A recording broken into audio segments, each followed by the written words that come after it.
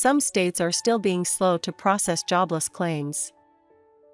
Millions of Americans have lost their jobs in the course of the pandemic, and while weekly jobless claims have been high recently, they're nowhere close to the numbers we were seeing back when the outbreak first started. In fact, many people wound up in a dire situation in March and April of 2020 when they not only lost their jobs, but faced delays in getting their unemployment benefits due to crashing, overwhelmed filing systems. But even now that we're well over a year into the pandemic, some new claimants are still facing delays in getting their hands on the benefits they're entitled to.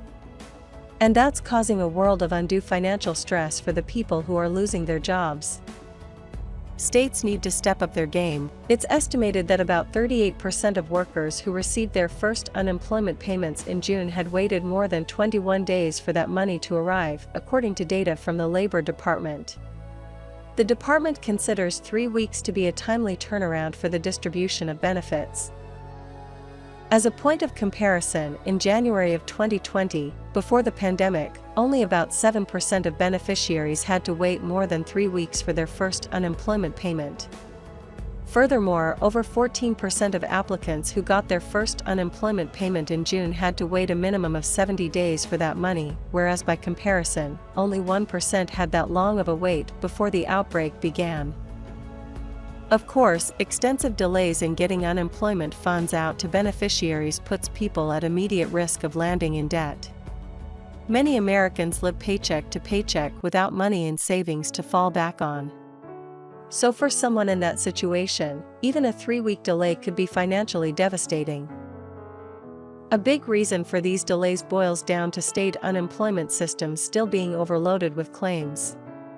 And many of those systems run on outdated software that's hard to tweak as needed. States have also needed to implement strict fraud prevention measures given the amount of criminal activity that's emerged throughout the pandemic. As is it, states already overpaid almost $13 billion in unemployment benefits during the first year of the pandemic, so taking those steps is understandable. But the end result is still the same: claimants have to wait on their money. Meanwhile, lags in unemployment money going out have been worse in some states than others. California, Ohio, Kentucky, Virginia, and South Carolina had the lowest share of timely payments.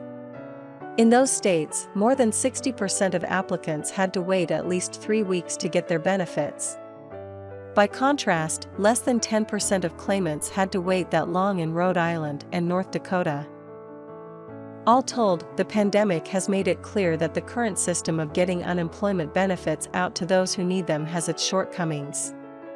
And once jobless claims start to subside, states should look for ways to improve their systems and policies.